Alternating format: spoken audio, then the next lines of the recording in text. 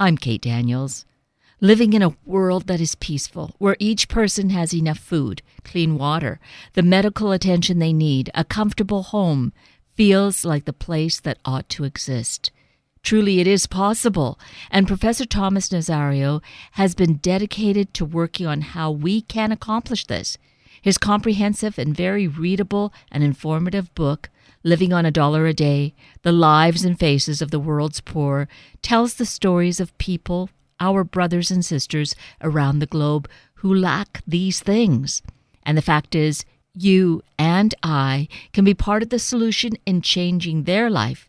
And I am pleased to welcome Professor Nazario. Professor Thomas Nazario, good morning. Thank you so greatly for being with us today. Oh, thank you for having me.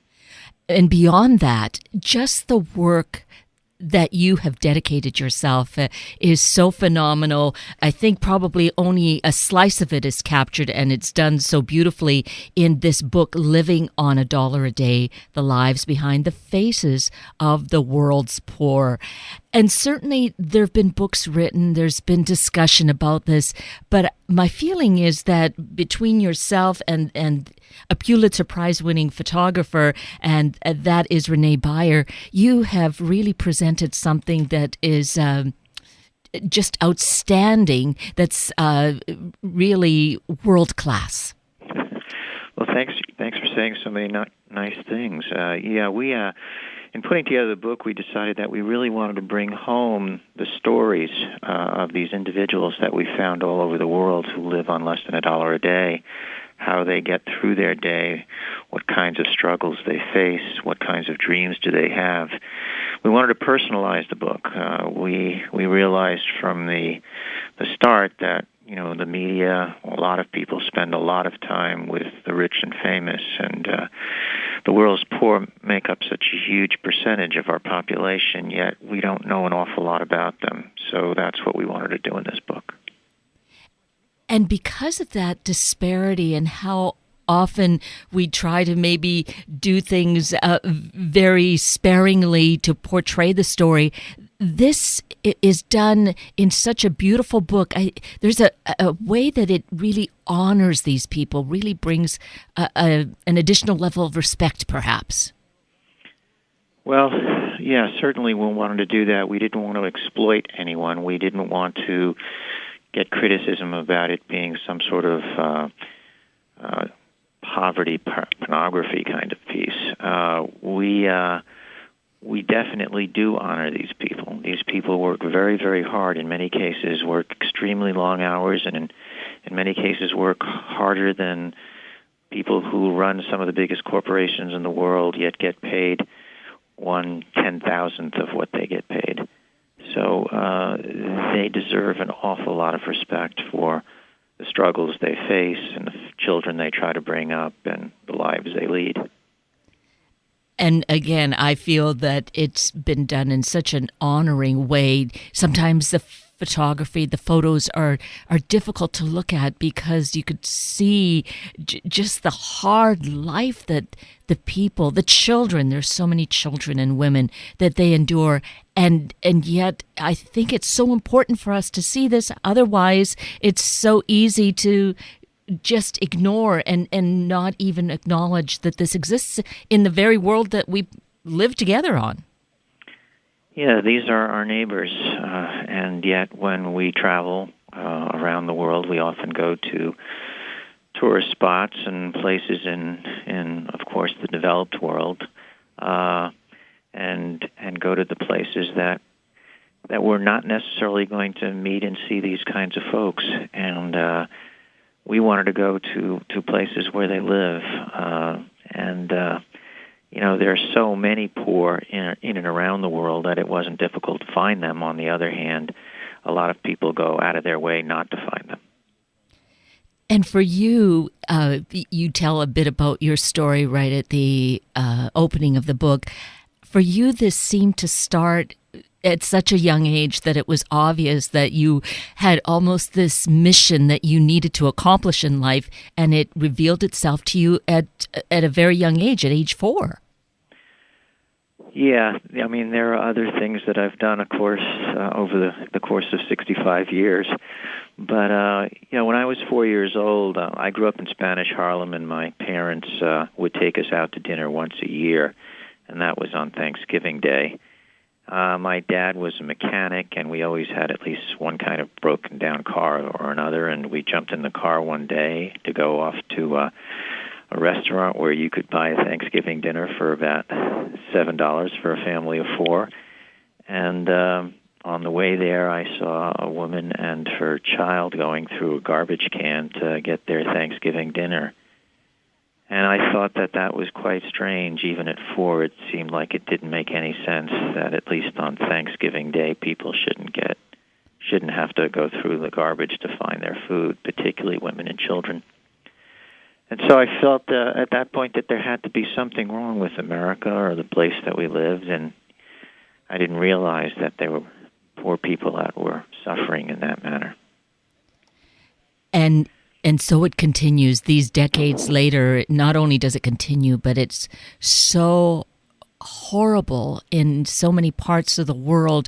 And you've traveled to many of these places, and you've been to where so many people, unbelievable numbers of people, live in slums. India being one of the foremost of those, where so many millions of people live in slums. Were you drawn to India because of that, Thomas? Well, I first traveled to India when I had to do a report for the United Nations on the treatment of Tibetan children who live in northern India with the Dalai Lama. And I didn't realize the extent of poverty before I got there, and this was about 20 years ago. But, of course, quickly noticed how many people live on the streets and on the sides of rivers and under plastic tents that they've created with sticks and so on and so forth. India has almost one-third of the world's impoverished people, and of course that's only one country. So the numbers there are staggering, and in many ways that country has not done enough for its poor, and it's always troubled me. And there is a lot of wealth then. Well, we have that too. But in India, where there is such utter poverty and the people living in these slums, there still is so much wealth. So we see that there's just this incredible disparity that exists there and in many parts of the world. Exactly. There's, in fact, one of the things that people are beginning to say now is one of the problems with poverty, of course, is that poverty kills people. It kills people directly and indirectly because of the lack of clean water, because of the lack of medical care, access to doctors, so on and so forth. People who live in poverty die much younger than people who don't. But that's just one problem.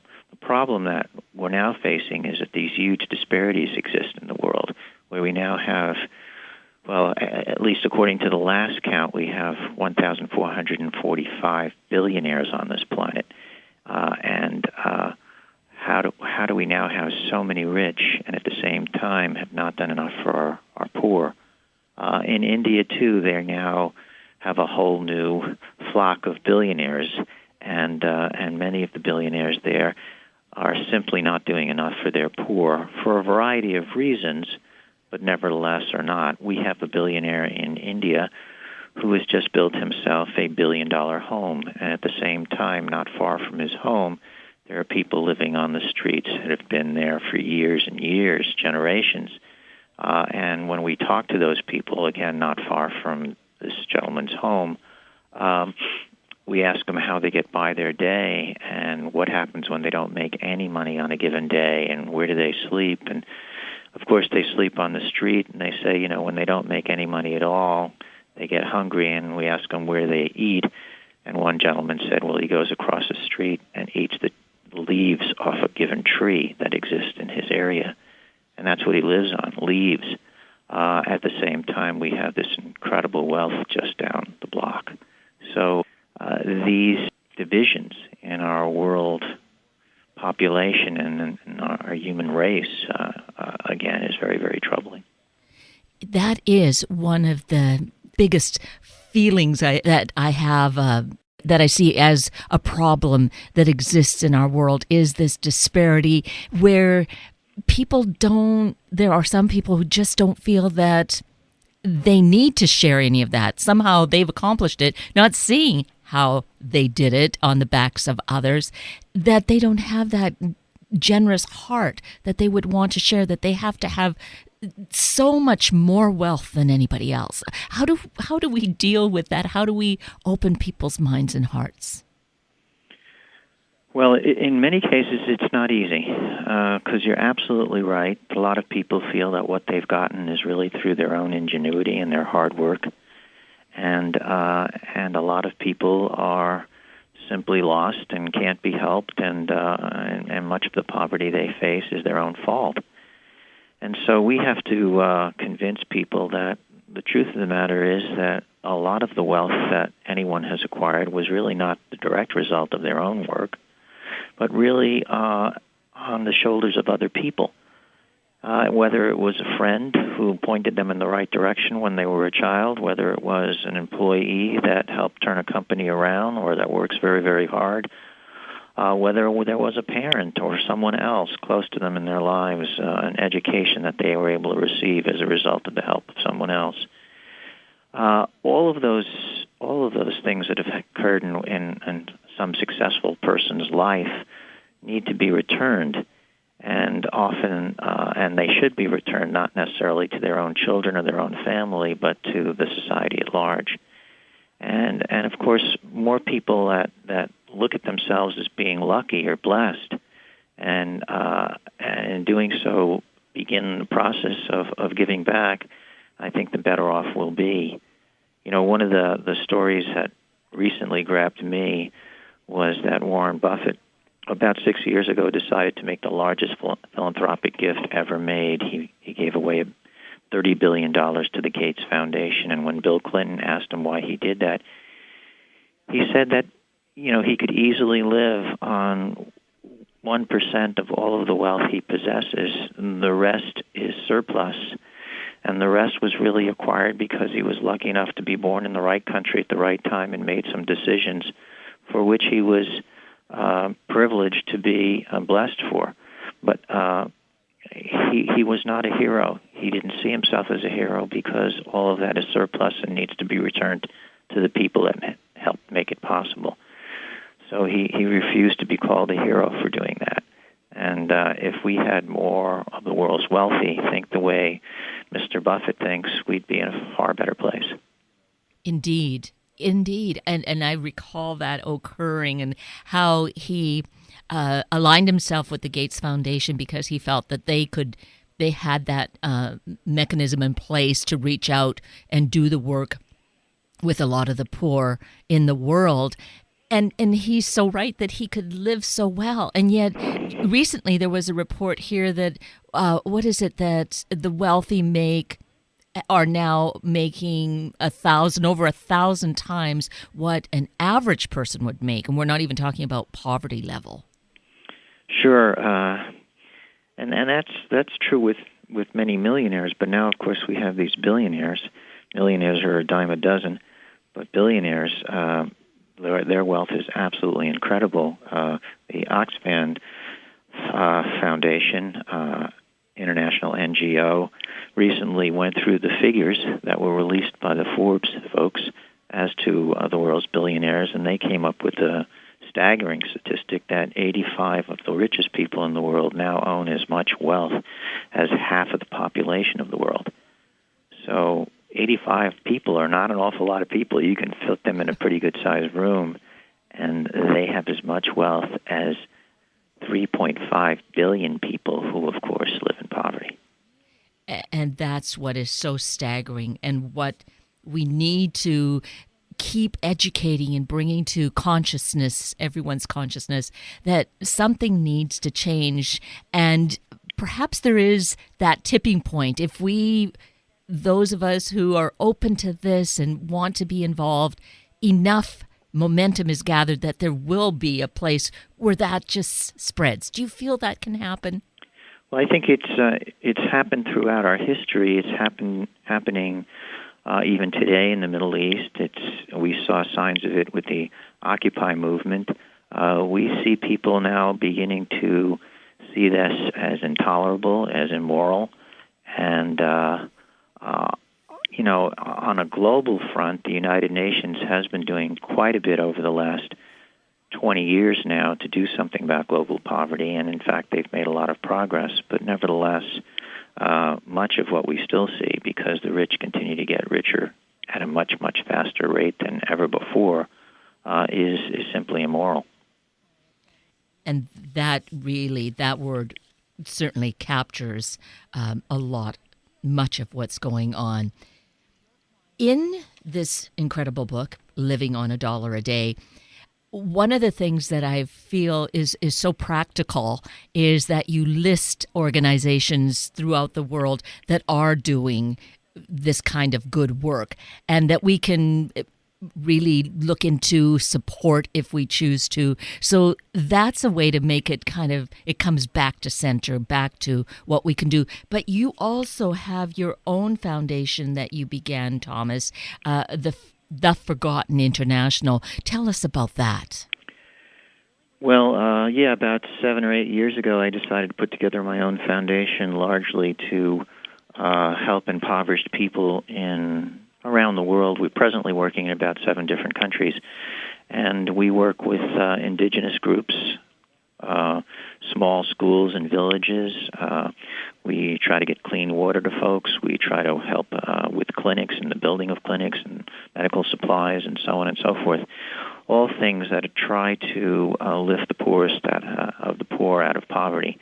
But we do it in a very, very grassroots kind of way. We actually visit every organization we fund. We spend time in villages. We spend time with particular leaders that we trust, and we make donations that we think make a big difference. To give you an example of some of the work we do, we'll fund a school, for example, in central India, in the Punjab area, that works with Dalits, which are the lowest caste in India, and we'll cut a deal with them, and we'll say, okay, if you have more than 50% of the children at this school, if they are girls, we will continue to fund you, because we're very interested in keeping girls in school. And for that, it cost us very little money. We can build classrooms at that school. We can pay for some of the salaries of some of the teachers there. We can buy uniforms for the kids. We can get scholarships for the kids, so on and so forth. But we're committed to, in fact, educating young girls and getting them out of poverty. And so it's relatively inexpensive for us to do that in countries like India and Kenya, Bangladesh, where we work, but much more expensive in the United States, of course. So we work largely globally. And for that reason, it does make sense, because it's so little can go such a long way. And that's where we see these large numbers of people in poverty being the women and children. And that's the reason, isn't it, behind really wanting to educate the young girls? Well, that's true. If you educate a young girl, she's much likely to, of course, get out of poverty. We need to keep them in school. There are various kinds of interventions that are done to keep them in school, but nevertheless, at least at present, girls are often the first children that are taken out of school. They're sent home to help with other children, or help their parents, or help their mother, and for that reason, it's been a struggle. But more and more girls are now staying in school for a longer period of time, largely because the global community has seen this as an important thing to do. When we keep girls in school, they make more money as they grow up. They can support their own children. They don't become dependent on men, and they usually have far fewer children than if we don't keep them in school. All things that, of course, will help keep them out of poverty. Yes, it is so important. And we find that here in telling the stories of the poor throughout the world, Thomas, you show how these children don't go to school because they need to help support their families. This is both the young boys and the girls, and they're going through the dump sites and collecting rags and collecting whatever kind of even bits of food that might be there. I mean, I don't think we can really even comprehend that. Yeah, of course, many of the poorest children in the world can't go to school because they are needed by their families. And in fact, many families have a lot of children because there are no or very few social safety nets for them when they get old, and they need those children to continue to support them. So it is a cycle that keeps families and children in poverty, and that cycle needs to be broken. Also, of course, many children that are born into poverty are eventually abandoned by their parents because they simply can't afford to raise them. And some of those children, as you say, end up on the streets or picking through garbage or on... we do one story in the book about children who live on an e-waste dump site, an electronic waste dump site in Ghana.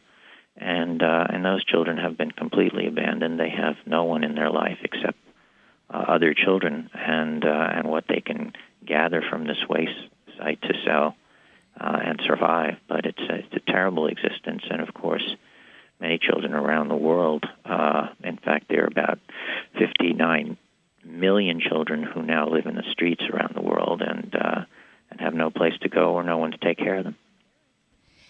And part of that utter poverty is that some of these children will end up in the sex trade, which is another devastating piece to their lives. Well, exactly. Particularly, of course, young girls in Southeast Asia, but also in Eastern Europe, and other places around the world. These are the children that are most likely to be exploited into the sex trade. And often when that happens, of course, their lives are ruined forever. And then everything is so intertwined. It's not possible to just really look at one part of it because part of it being the sex trade, part of it just being life as it is. We see when it comes to health how AIDS is still such an epidemic in these developing countries. Well, certainly the fight against AIDS has made quite a bit of progress. Nevertheless, the problem with AIDS and poverty is that AIDS often kills the breadwinners of the family. And once you lose the breadwinners, which is usually the father or of course, the mother when the children are living with only their mother, then either grandparents pick up the ball and help the children or the children begin to raise themselves. And once the children raise themselves, of course, they're not going to go to school and they're going to continue to live in poverty.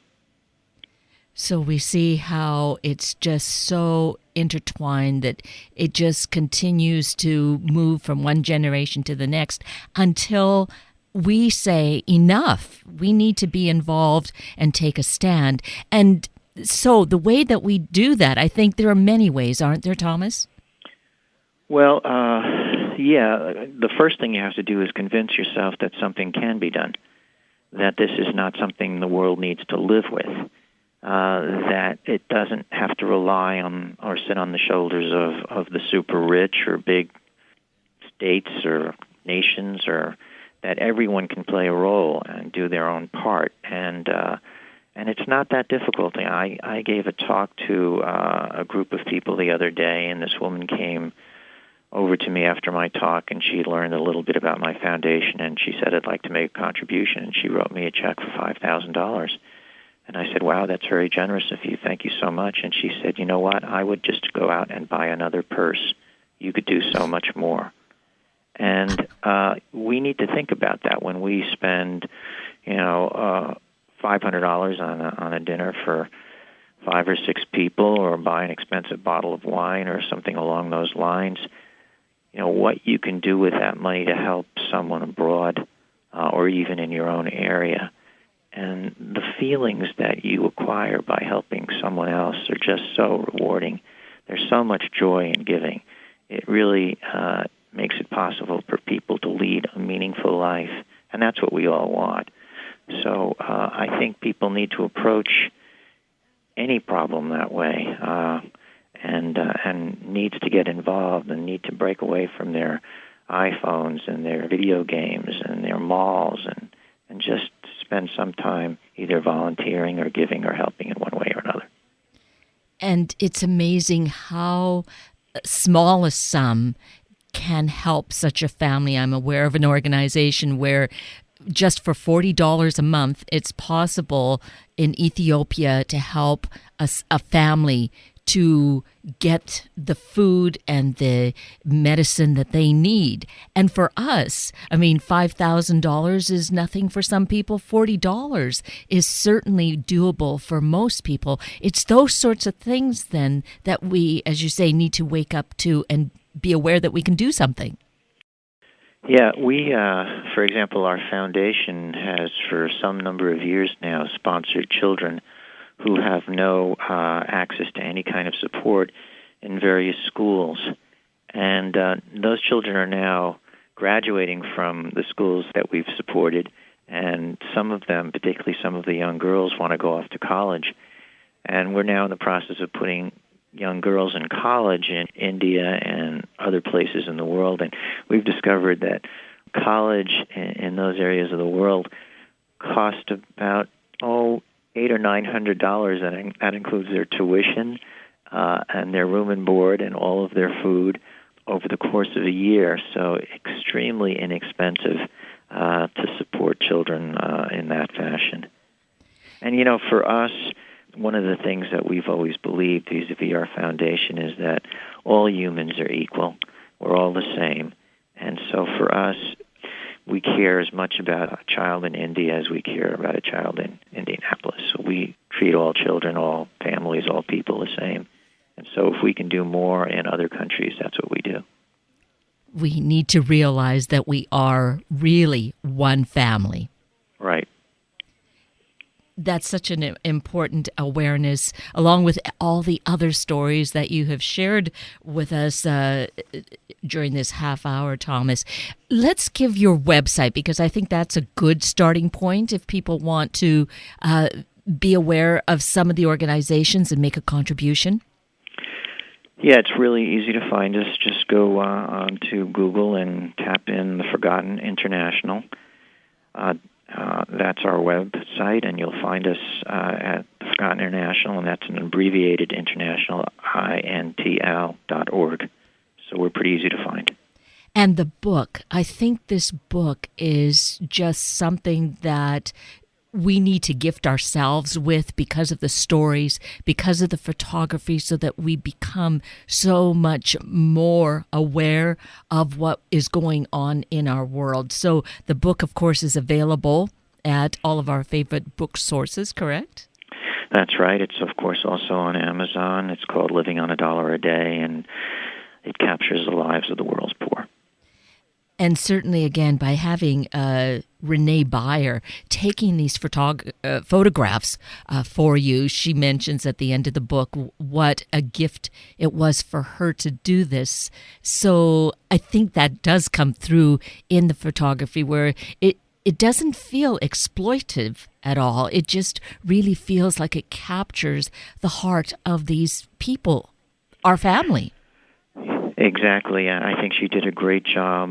We were so pleased to get her to do this project with us, and it's hard to believe how hard she worked and where she went to get these photos. She's a real hero. Well, I admire her for doing it. I, of course, admire your work. I just appreciate that so immensely. And seeing that and reading about it, my feeling was, could I go there? Would I be able to survive this? Because it captures the stories. You just want to weep at times, and yet the people express such joy. In many cases, yes. We certainly found some relationship between poverty and sadness. But at the same time, we also found a lot of signs of joy, and particularly with the children. And I guess that's why even helping for what for us might be a little will make such a huge difference in their lives. I couldn't agree more. Yes. Well, once again, I just appreciate that you are doing this work and doing it in such a way that you bring it to us so that we can become more conscious. And I hope that those are the seeds that we've planted this morning. So, Professor Thomas Nazario, thank you for your time and your work. Well, thank you for helping to get the word out.